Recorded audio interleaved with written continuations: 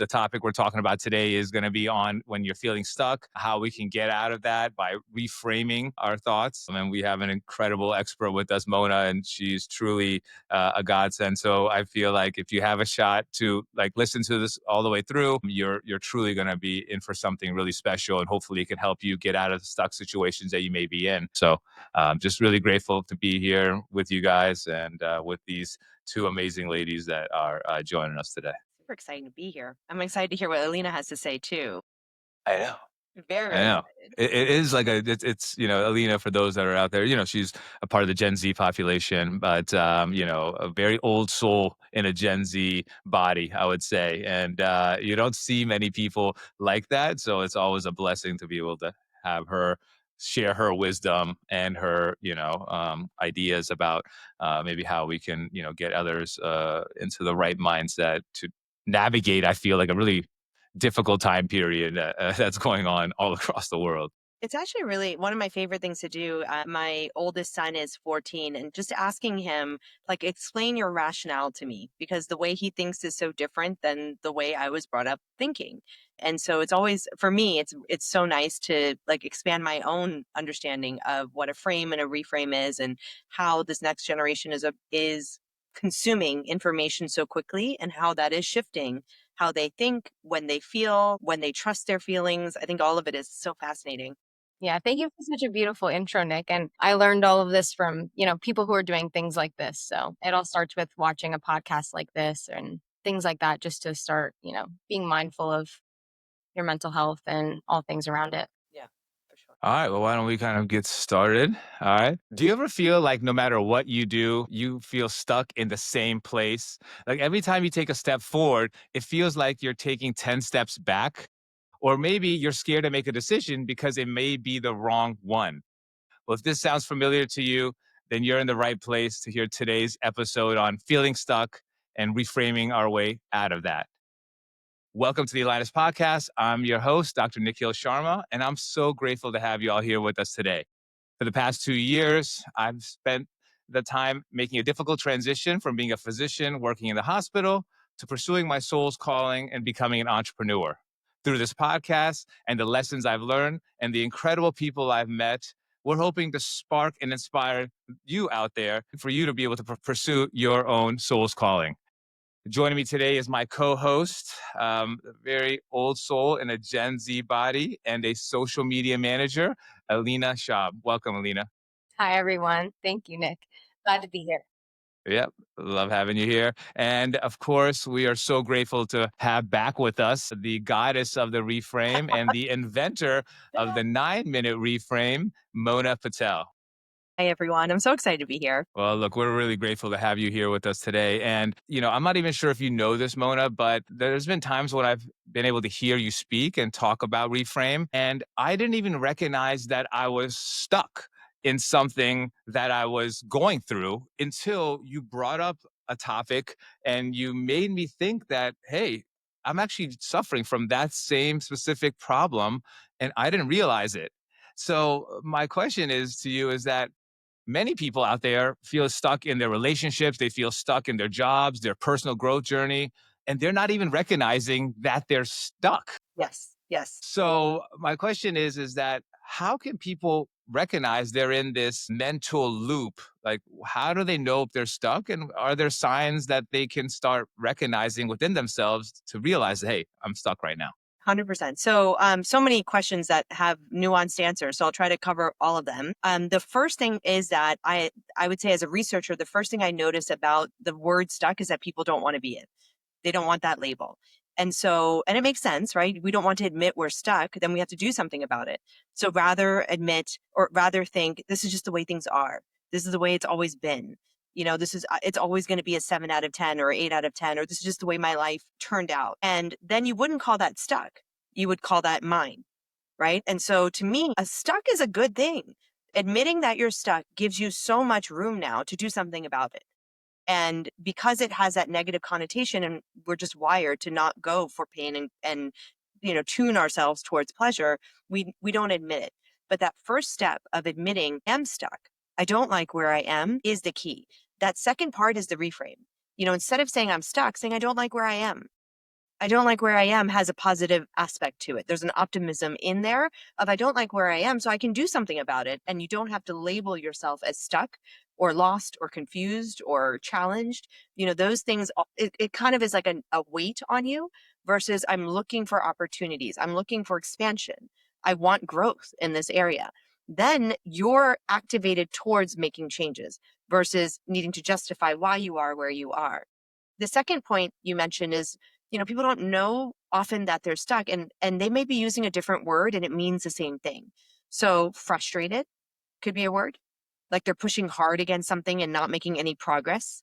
So there's that like energy of like, I am doing things and nothing is happening for me. I feel frustrated slash stuck, helpless slash hopeless, could be, waiting for something, waiting for someone to do something to make you happy, and that's not there. So you're stuck because you can't do anything about somebody else's actions. Then there's stagnant. So that's there's nothing wrong. It's just nothing is moving. It's like a pond where nothing is happening. And so I feel stagnant, and that also can mean stuck. And then my kind of go to exhausted. Like it feels like a different word, but actually when I have done my like journaling and gone down to it, I'm stuck. I don't have a path forward that is exciting to me. So therefore I'm exhausted. As soon as I have an idea that's exciting, I'm no longer exhausted. Now I'm motivated. That's exactly right. No, that's so true. Because I feel like, at least I can speak to what's happened to me is that, there's a point in my life where I was like really excited. I became a physician, and that was really exciting. I felt like I was helping and healing individuals. But then there came a point where that excitement went away, where I felt like what I was doing wasn't having the same impact that I was hoping that it would have. And then I started noticing myself having this resentment, feeling stagnant, Yes. feeling like I wasn't able to reach my full potential about where I was in my current working condition. That led me to feel burnt out, Hmm. and that started to make me feel stuck. Yes. And what happens is that when you start feeling stuck, you feel pain. There's literally a pain that goes through our body, and when we feel pain, our nervous system doesn't like that. Our nervous system is trained to make us feel safe, make us feel comfortable. Even though it could be in pain, it's more that it's a way for us to be able to cope in a way that's comfortable and that's known to us for a long period of time.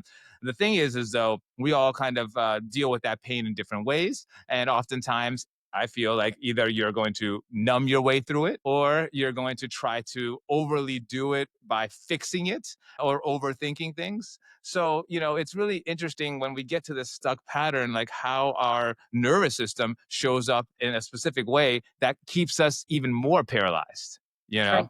And then you don't have your great ideas because you're in your Exactly. amygdala, you're making your stories your truth. You can't see the opportunities that potentially you could see if had you had a clear mind and an optimistic perspective.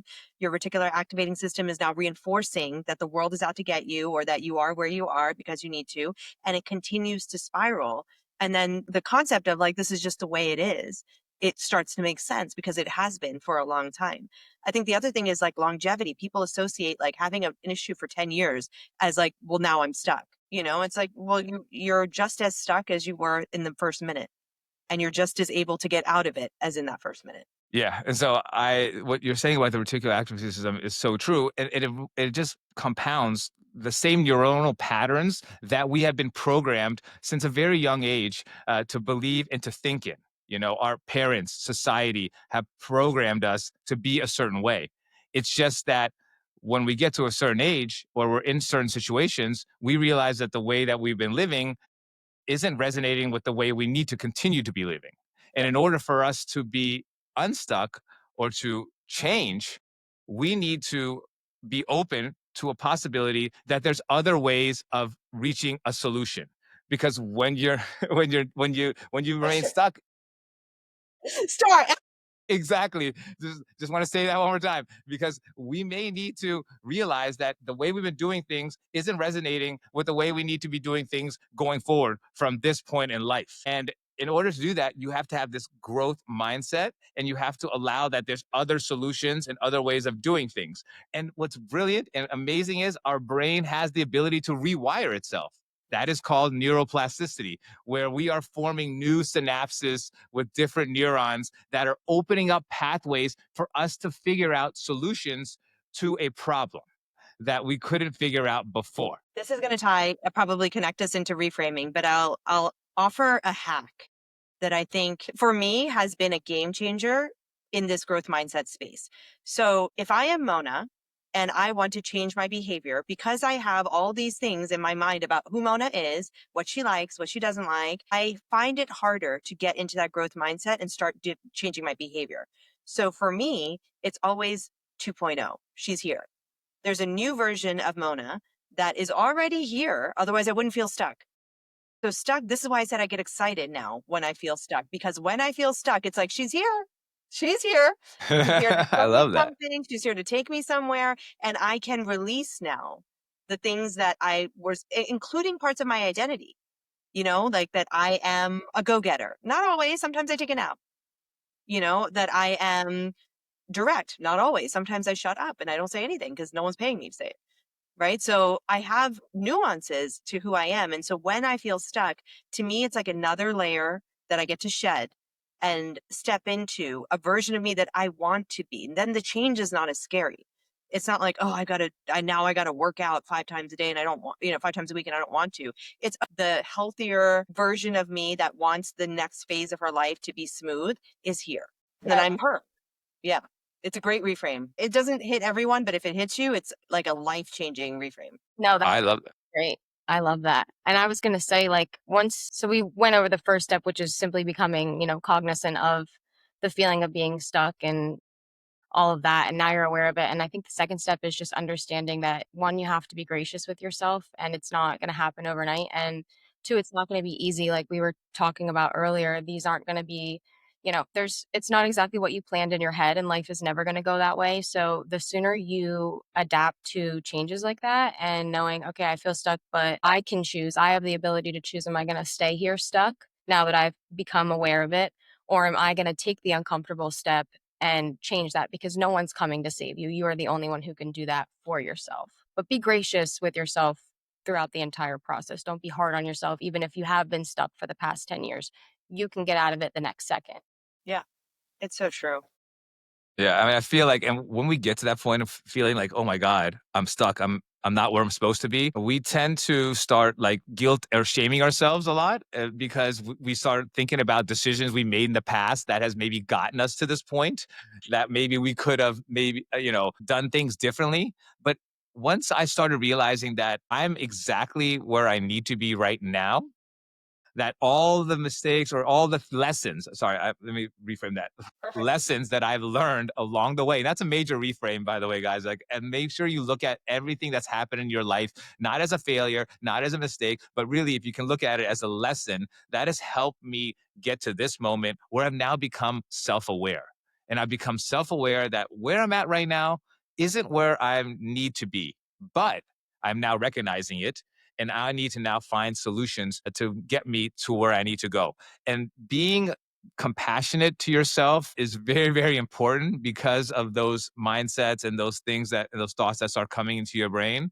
But then allowing yourself the knowledge that, hey, this change is going to take some time. Our body has been conditioned for the past 30, 40 years to be a certain way and do things with a certain vigor and a certain approach. And to change that, that takes time. That's going to take months, if not years. But I'm now going to start that journey because I want something different in my life. And that's when you become empowered to make those moves. Just a nuance that has helped me also is it takes time because you're looking at the outcome or some endpoint, but actually it's just like every moment you have an opportunity to shift and you're doing it and you are already winning in the moment, because it takes time. Like if you're doing it now, then it's not taking time. It's happening right now. If this moment I eat something healthy versus continue to stay in my stuckness of feeling like I need to eat or I'm pulled to eating, let's say, then in this moment I'm winning and I'm not stuck in this moment. And that is freeing. And then when you do that, you'll want more of that feeling. I love that.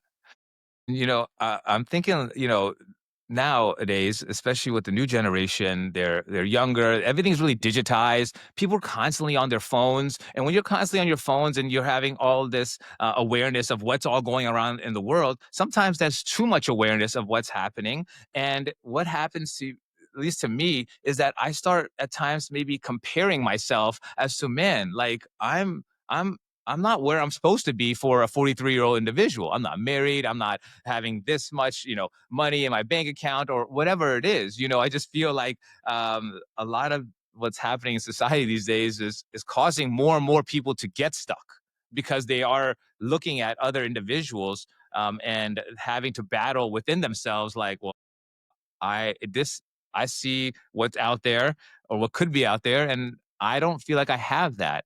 And so, Alina, I know, being a part of the Gen Z population, what are some of the things that are happening in your population that are keeping people stuck? Yeah, so it's just like you said. I mean, when we have these phones at our constant disposal and you are constantly scrolling, you are getting bits and pieces of everybody's life, hundreds of people all the time, and it can never stop if you don't put a limit on it. And not only that, but these clips can be, 30 seconds long in total, and each clip is 1 second, and it's just a highlight reel of these people's lives. And I know this isn't something that, you're probably heard of this before. We're all used to the idea now that social media, controls comparison in our brain. And that's one of the first places that you can go if you want to get stuck is staying on your phone and doom scrolling and things like that. And one of just the simple changes, because we all have these phones now, right? It's not like we're all just going to throw them in the trash and go off the grid. And as much as some of us would love to do that, that's not really the case and that's not ideal. So simple ways to just limit that from happening simply from the phone is just put time limits on apps. I have somewhere, a certain app, I'll only be able to do 30 minutes to an hour a day. Or if I am scrolling for work per se, since I'm in the social media management, I'll put a 15-minute timer. Okay, I'm scrolling to find this type of content and then I'm done. I have to have a cutoff. So it all comes back to taking accountability of getting out of that stuck situation. It starts with things like that. Like no one's going to come over and ground you from your phone and lock it away unless, you're a child or something like that. So you have to be the one to say, okay, I don't feel well and I've been on my phone for however many hours a day. What can I do to stop feeling like I'm not doing ABC, what I need to do? That makes sense. And like I said, this world is becoming more and more distracted. And so that distraction is keeping us, less aware of who we are and what it is that we truly want and focusing ourselves on external factors. And I think that's kind of something that we need to be honing back in and focusing more on ourselves. And so, Mona, question. So when somebody recognizes that they're stuck, physically, maybe not physically, but more emotionally stuck. After they've become more self aware, what are some like strategies that they can maybe use at home to start that process of getting unstuck? Because there are some very rigid individuals, out there, and their mindsets are so fixed. And I feel like, and I think we know a lot of them. I can speak a Yeah. lot for like Indian families and Yeah. parents. They're like, they're super like fixated on a certain way of living. And it may not be obviously for everyone that's going to happen, that they're going to all of a sudden get to this growth mindset. It's a process. So what are your, steps of helping individuals All slowly right, start get peeling ready. back? Okay, so just even in what you said the last minute, you can hear where the frames of how you're interpreting what's happening will lead you to a conclusion. And those frames is what you want to look at. So when you are stuck, so let's say instead of the stuck, even because we use frustrated, helpless, lost, exasperated, exhausted, any of these words, right?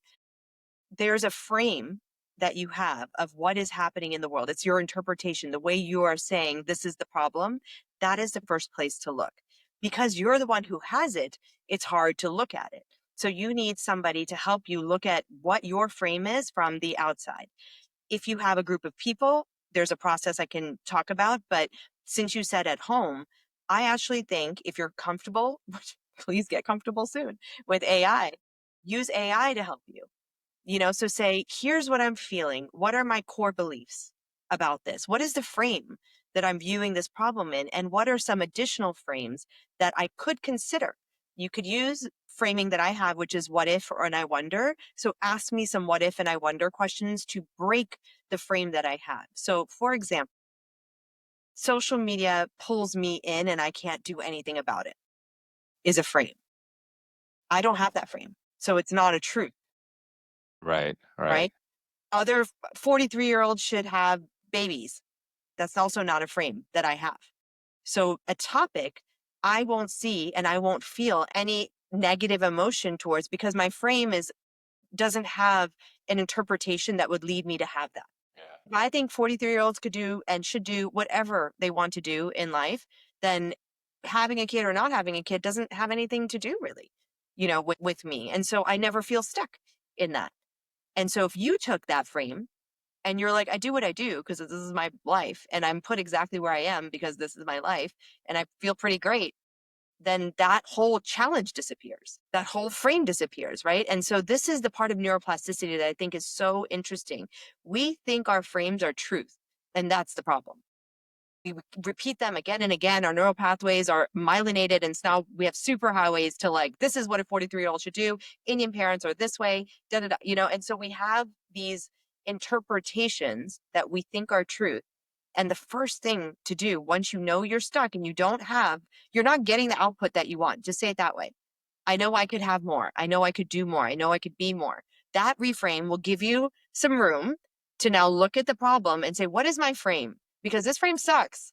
It's not getting me anywhere. Yeah. I hate Yeah. this frame. I don't want this frame. I want another frame. And then what will likely happen, as you said, is over time, because there is a practice here. Every time that thought comes in, you have to make a choice. So the first time is you have to be aware that the thought is here. Then you start making a choice. No, no, that's ill. I want this frame, which is I do what I want, when I want, how I want, and I operate from kindness. I operate from compassion always. And so you can then put a frame that feels better here. And then that allows you to go, including to myself. I want compassion for myself. I made a mistake and I used 4 hours on social media. It's okay. I don't want to do that tomorrow, but it's okay. But the frame comes from kind of having that belief of, I don't need to have this thought that doesn't serve me. And because we're caught in our brain, we don't realize that we are controlling the thoughts, but who else would be controlling them? Like, think that through. Who else is talking to you in your head if it's not you? You are controlling. Who put them in there? Usually the external, but who allowed them in there? And so taking that personal responsibility of I had some seeds planted and they sprouted and now I have trees, but these trees aren't serving me. So I have to be warned about the thoughts that come from those trees. They're not healthy for me. And even though I've been taught that, from rough upbringings and life circumstances, I don't need to keep doing that. I do get to choose. Alina said it beautifully. I get to choose. And that choice, because we don't make it, that's the third step, right? So you're admitting I have the emotion that I don't want. Then what is the frame that is leading me to have that emotion because I don't want that. So then the choice of not wanting a frame that doesn't serve you is a little easier, right? So do you see how like these little twists from like not saying I'm stuck to like I want more, from saying what is my frame? I don't want that frame. I want another frame, moves you faster through this transformation process than I'm stuck. I don't know what to do. And it's also their fault. It's social media's fault. It's the tariffs. It's Trump's fault. It's everyone else's fault, which it is. But also, I can't do anything about that. Yeah. What I can Exactly. do is limit my social media time so I am not frantic, and what I can do is hug my kids a little bit more because I have control over that. And that makes me feel like the world is good and safe. That's Wow. right. Like, did you hear these gems, man? Right. I'm like having goosebumps out here, like being taught by a guru, I get man. so happy when people get out of being stuck. But the thing is, you can't get out of being stuck until you're stuck. The contrast is there for a reason. There's something I said this accidentally on a stage and I was like, I had my own goosebumps for myself. I Yeah. was like, how else would the universe let you know that you're not going in the right way? Mm. Beautiful. Like it's so true. Like we need to look at certain experiences of life. It's kind of like I watched something recently when they were talking about how suffering, if we didn't go through suffering, then we wouldn't understand, we wouldn't have empathy. We wouldn't be able to connect to other humans, So Let me it's, tell you, it is a personal experience. I was quite a jerk, I would say. It was like 10 years ago. No, I would say so. There was moments where I was like, I cringe at like things I said or how I thought even, and going through suffering, having a lot of things happen that were really hard for me the last couple years has taught me empathy. I currently, and I've been tracking it, anytime someone says like, I don't like that person, I'm like, we don't know her story. It's like immediate. We don't know her story. And honestly, having done hundreds of reframe sessions now, we are carrying so much. You will be so surprised at what people are carrying. And if you heard what I have heard, you will never be mean to anyone else ever again. People are the worst things, diagnosis and kids and it's just horrendous. And so now I see people that way. I see them as like fragile, not in a bad way, like be gentle. That's what I want to say. Be gentle. People need more gentle. You're getting far on the self-healing journey when you're like going to talk crap with your friends and then you catch yourself being like, well, For what a father, Yes. child, well, so, and then, yeah, so you're doing good for that. No. And the thing is like we put ourselves up on this a lot of resistance around us and in us. And so in that resistance, we all feel like we're doing. We're not being gentle. So imagine us for 1 second taking a step back and allowing some like room, and understanding other people's suffering. It'll allow you to actually get unstuck in a way because you're now recognizing that your problems may be better than someone else's problems that they're going through. And it just allows you to have that gratitude that, you're in a certain space and, maybe I can do something differently to help myself move forward. But I think that part of that has to do with understanding suffering and empathy and, which is a big lesson, I think people need to learn to develop. Yeah. And I would say just to make it a little tactical, if you are feeling stuck, ask. This is the other part of the reframe method that I think is, we can hack for your home use. Listen, like ask somebody, why do you think I'm stuck? Like, what are my blind spots? What do you see? And then be quiet. Like, don't ask follow on questions. Don't do it just for a couple minutes. 3 would be ideal. Just listen. Just say, I just want you to speak. I'm not going to interrupt you. I'm not going to judge anything you say. I can take some direct feedback. Like, why do you think I'm stuck here? What have you seen? And that will help you with the frame. And again, when you're listening, not from a defensive, like, well, you don't know me and you don't know whatever. It's more, I am trying to improve and I'm seeking data. I'm seeking data to inform where I'm going to go next. And if I don't see the data, I'm not making good decisions. So I better see the data. Yeah. And make sure you're careful about the person that you choose when asking that too, or else it could be like the blind leading the blind. So Right. never No. take advice from somebody who's not either where you want to be in life or at least at, a calm mind frame to tell you right from wrong there. What before we jump into the questions, just one question I have for you, Amona. I was thinking about is there a point where people can overly reframe everything and then, cause themselves to have like a spiritual bypass? And what I mean by spiritual bypass is we're not sitting with our emotions that we're meant to be sitting with. Sometimes, if we're in anger or if we're, feeling sad, if we quickly try to reframe that and it will it may cause us to not fully process the pain that's in front of us. So 100%. You do need to process the pain, and people do use reframe. I have used reframe as a triage.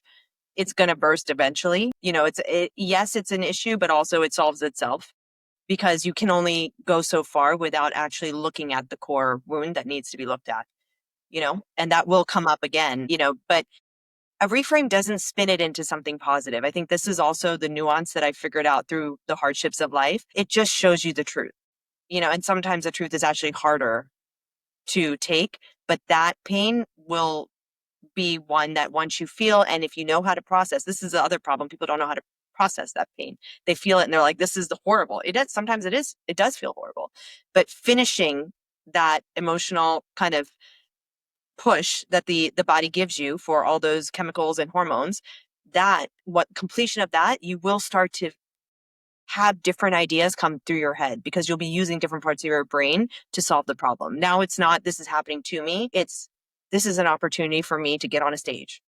I'm just going to do it. I love that. Thank you for kind of putting that all together for me. Are there any questions, from the audience that's out there that we can, try to help solve? I mean, Mona has been dropping absolute like gems today. It's truly, been a life changer. Every time I've been able to speak with her, I'm always able to learn something new about myself and how I can, help push forward in life's journey. Because you're right, it's not.